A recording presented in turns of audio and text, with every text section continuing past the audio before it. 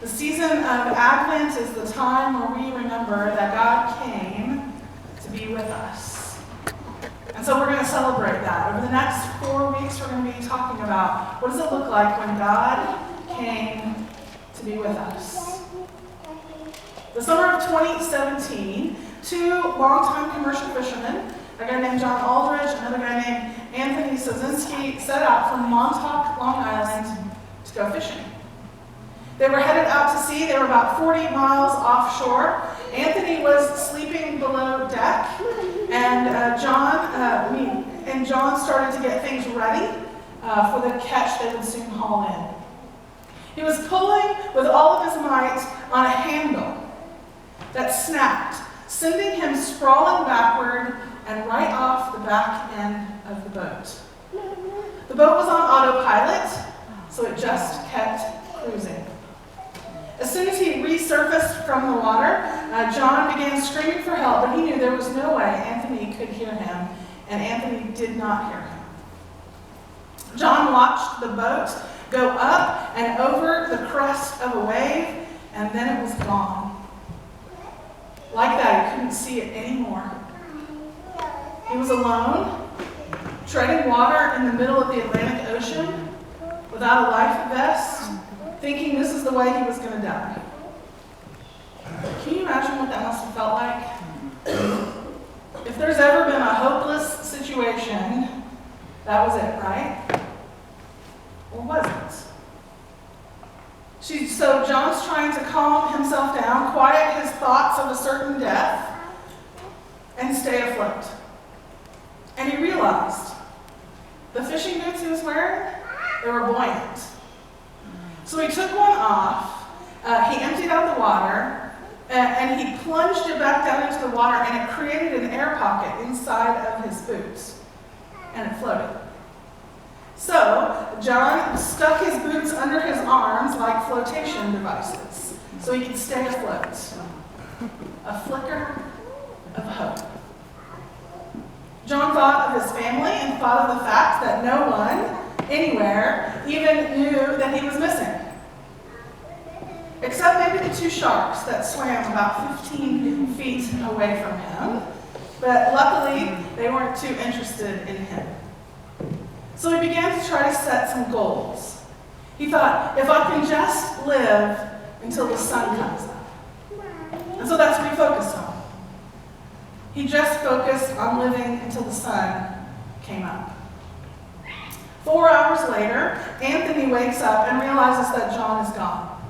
He calls the Coast Guard. They begin the search procedure, even though the commander of the Coast Guard said he felt very little hope that they would ever find him alive in the open water.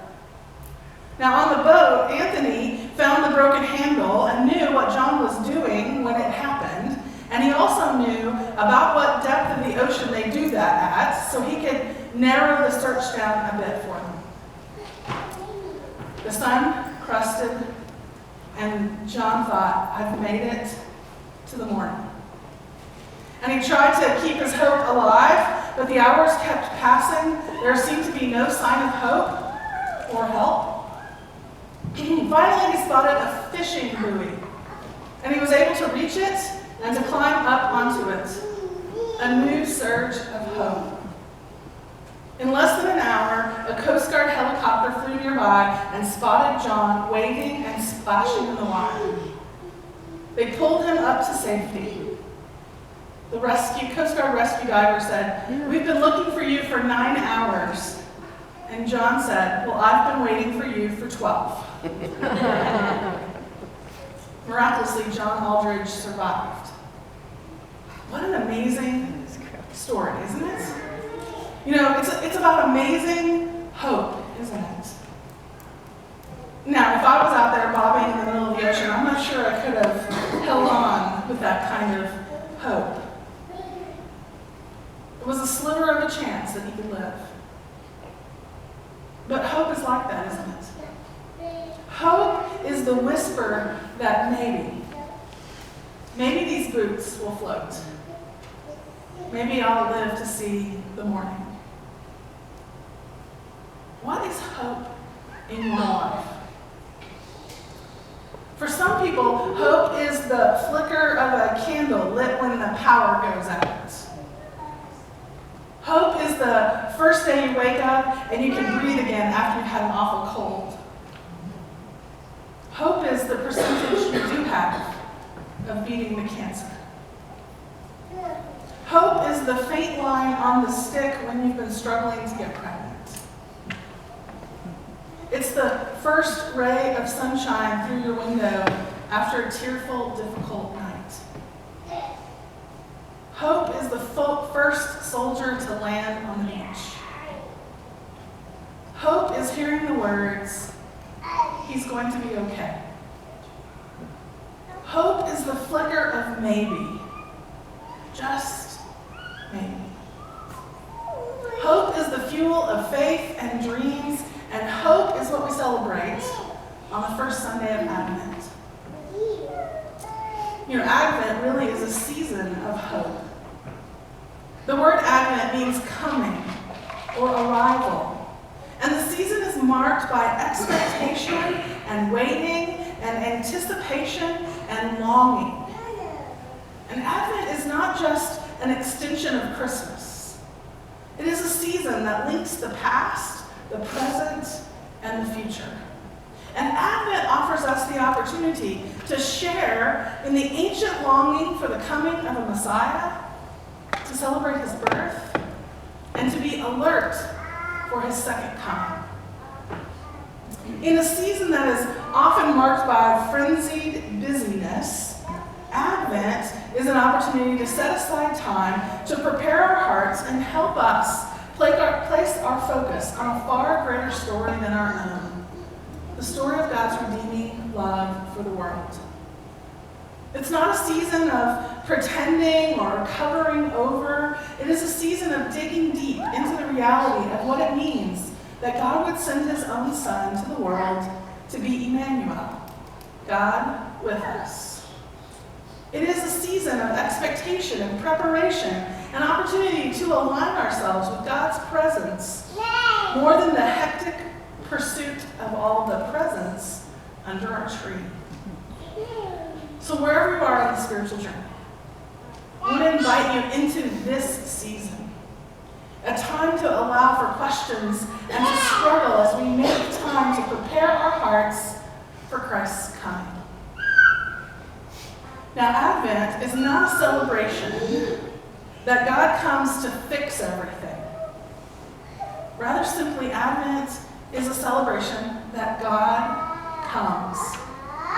God comes to be with us.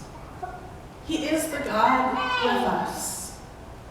In the darkness, in the pain, in the chaos, he comes and he makes a way. And that's the way God has been working throughout history. You see, back in the very beginning, that's the way God intended for creation to be. You may remember the story of Adam and Eve and how they lived in the garden and how they walked and talked with God and how humanity enjoyed this great relationship and intimacy with God. But if you also know the story, right? Adam and Eve chose something else. They sinned, and it separated them from God. And that's what divided humanity and God all those years back. And the brokenness of our world that you and I know very well is the ongoing result of that. But did you realize that God has been working to restore things ever since that time? God wants it to be the way it was before. I mean, that's the story of the Bible. Throughout it, we see God making a way and giving and reminding his people that he was still at work. But a lot of time passed, right? Years and generations and centuries. And we human beings are an impatient breed, aren't we? And the people would cry out, "How long, O Lord? How long till you make it all right?" That was the cry of the ancient Israelite people. So we read the stories of Abraham and Isaac. We read about Jacob and David and Elijah and Isaiah and Jeremiah and all those great characters of the Old Testament. And there was this history of times of being very devoted to God and times of neglecting their relationship with God. There was prosperity and recession. There was feast and famine, pleasure and pain. And the Hebrew people weren't much different than we were. Does this sound familiar? When things were going good, they forgot about God. And then when things got bad, they cried out to God. It sounds pretty familiar because it's the same thing that happens to us. But through it all, there was this deep and ongoing longing for God to fulfill his covenant and the promise of a Messiah, one who would come to make everything right. Now, this wasn't just some happy idea that sort of drifted in and out of their consciousness. This was a deep hope. This was a deep waiting. This was thousands of years of waiting. And in the midst of this long journey of hope, God sent a man named Isaiah. And he was a prophet, which just simply means he was God's voice in the world. Now, you might say that Isaiah is sort of the poster child for Advent, right? He's the prophet who talks about the season of longing and expecting and hoping for God to come, to be with us. And Isaiah gave Israel and us many prophecies and promises about the Messiah. And in that way, Isaiah was a voice of hope, wasn't he? Isaiah lived 700 years before Jesus. And yet he spoke words that so beautifully convey who Jesus is. Listen to these that come out of Isaiah chapter 9, verses 6 and 7. For to us a child is born, to us a son is given, and the government will be on his shoulders. And he will be called Wonderful Counselor, Mighty God, Everlasting Father, Prince of Peace. Of the greatness of his government and peace there will be no end. He will reign on David's throne and over his kingdom, establishing and upholding it with justice and righteousness from that time on and forever. The zeal of the Lord Almighty will accomplish this. Now, can you imagine hearing those words? You know, long before the age of digital communication or really much any written communication, this was a message of hope, wasn't it? Did Isaiah understand all what this message meant? I don't think so. Maybe on some level he did, but he sure didn't know when God was going to do it. I'm sure Isaiah hoped it would be in his lifetime, but it didn't happen that way. Isaiah still was filled with hope, and God's promises fueled him to encourage the people to continue to hope. His vision for God with us fueled their hope for years and centuries and millennia. Now, there's another story that we often read at Advent time. It's a story in the New Testament, in the book of Luke. It's in the first chapter of Luke. It's about a man named Zechariah and his wife named Elizabeth. Now, Zechariah was a priest, and one day he's at work doing his priestly duties when God dropped a mega dose of hope right down on top of him. It was going to be not only a word of hope for his life, but for the life of the people of Israel. Now picture it. It's been 400 years since they had a clear prophetic voice, a message from God. 400 years. Let me give you a little perspective, because we don't have any perspective about that. The United States is only 242 years old. To give a comparison for us, about 400 years ago, here's what was happening in North America. It was still being explored by the Europeans. Jamestown had just been settled, and Henry Hudson had just discovered the Hudson Bay. So it's a long, long time ago. Many lives have come and gone in between, but it's close enough in time that we can at least recognize those names and some of what was happening there. So when an angel shows up and tells Zechariah that he would have a son, this is a really big deal. But here's what the angel tells Zechariah. You will have a son who will go on before the Lord in the spirit and power of Elijah, to turn the hearts of the parents to their children and the disobedient to the wisdom of the righteous, to make ready a people prepared for the Lord. Now, Zechariah knew the significance of this. He knew of the prophecies of a Messiah that said that one would come before that Messiah to prepare the way. And he also knew what a miraculous occurrence this was going to be all around. Because Zechariah and his wife Elizabeth, they were old. Too old to be having kids. And this was a big deal for them. Because in those days, it was shameful for you not to have children, especially for women, to not be able to have children. So Zechariah and Elizabeth would have wanted to have children. They would have tried to have children. They would have hoped and prayed to God to bless them with children, but it never happened for them. Even though they were well thought of, even though Zechariah was a priest serving God, they were childless. And at this time, that was a huge stigma on them. It was sort of an asterisk on someone's life. You know, people would say, oh, you know Elizabeth and Zechariah, right? Good people, but they didn't have any children. Oh, what a shame. Zechariah and Elizabeth never had children. They give each other that knowing, slightly condescending sort of look. Oh, poor Elizabeth and Zechariah. So when Zechariah receives this angelic delivery, he's a little bit in shock, you think? At least he couldn't quite get over the part about he and his wife having a child. So he says to God, God, I don't know if you know this or not, but Elizabeth and I are really old. Like, it's not possible for us to have a kid. That's what he tells God. And so as a result, God saw Zechariah, and he decided he would just make him speechless until his son arrived. And so John was born.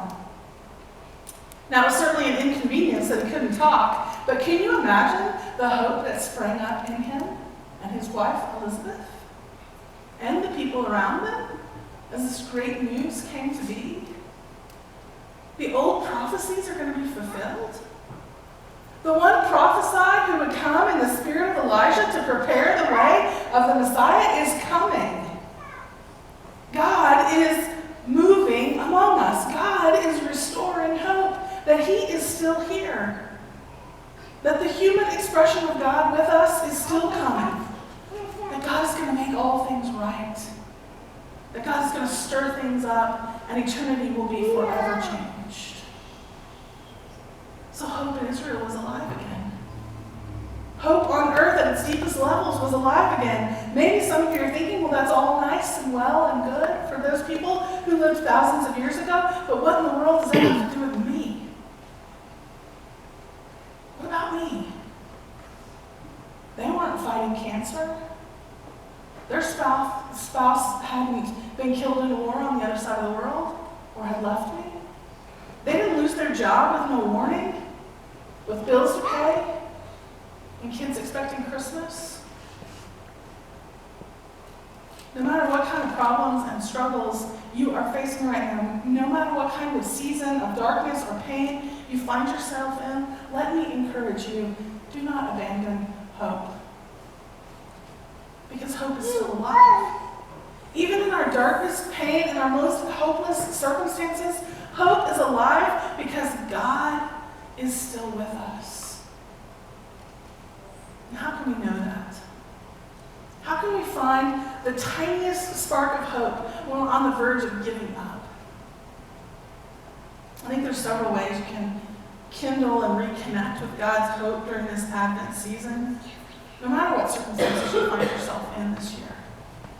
The first hope I think you'll find is in God's Word. I mean, part of God with us is this written word he gave us in the Bible. These are his promises to his people. Not just his people a long time ago, but his people today. They are a piece of who God is. They are the beacons of hope for us. They are reminders that can penetrate our hearts and our spirits and assure us that no matter what we're facing, no matter how bleak tomorrow looks, no matter how bad the pain, God will never leave us or forsake us. And nothing can separate us from him. You are not alone. And as we move through Advent, let me encourage you to dig into the words of the Bible, and there you will find hope again and again.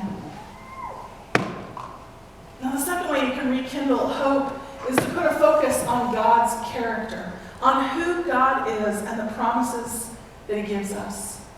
Now, the easiest way to know who God is to look at Jesus, because he clearly shows us what God is like.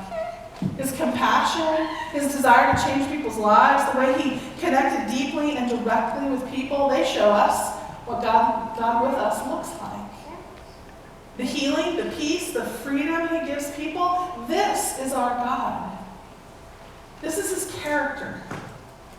Jesus was and still is God with us. He fulfilled Israel's hope for a Messiah when he arrived on that very first Christmas. This is the promise he left us. To be a foundation of confidence and boldness. This is what Jesus says. I am with you always, even to the end of the age. This is a promise worthy to fuel your hope. Because God is true to his character, because of who he is, we find hope in him. Here's the third way. You focus on God's faithfulness. How has God worked in your life? What are those moments and memories when you have experienced God's work in your life? You know, those times where you had no doubt he was there and he was working. Maybe for you it's been recently. Maybe it's been a long time. But in those circumstances swirling around you, the presence of God's Spirit was with you. And what does that have to do with hope? What do those memories have to do with the here and the now? Here's what I think. Gratitude breeds hope. Thankfulness fosters hope. Acknowledgement and appreciation bring hope. Now there's some words from the prophet Jeremiah. They appear in the book Lamentations. Not a book we read very often, right? But in Lamentations 3, this is what Jeremiah says. Yet this I call to mind, and therefore I have hope. Because of the Lord's great love, we are not consumed, for his compassions never fail. They are new every morning. Great is your faithfulness. I say to myself, the Lord is my portion, therefore I will wait for him. The Lord is good to those whose hope is in him, to the one who seeks him. It is good to wait quietly for the salvation of the Lord. Did you catch the beginning? Yet this I call to mind, and therefore I have hope. You see, Jeremiah understood that if there was hope going to happen in the future, you had to remember what God had done in the past. He knew that hope sparks like a fire. It flows like water. It grows like a seed. Hope grows and spreads like a living thing. It can dwindle and wane and yes, even die. But with nurture and care, it will revive and flourish and multiply. Focusing on gratitude renews and grows your hope. Recognizing and with appreciation, the good that God has shown you in the past will increase your hope for the future. Sharing this gratitude and hope with those we love helps them to multiply their hope.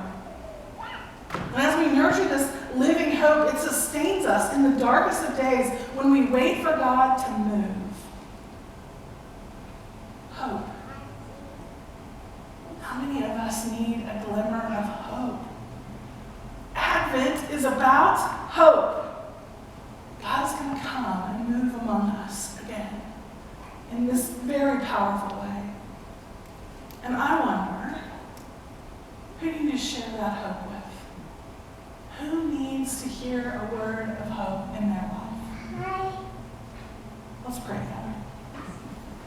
Gracious God, we thank you for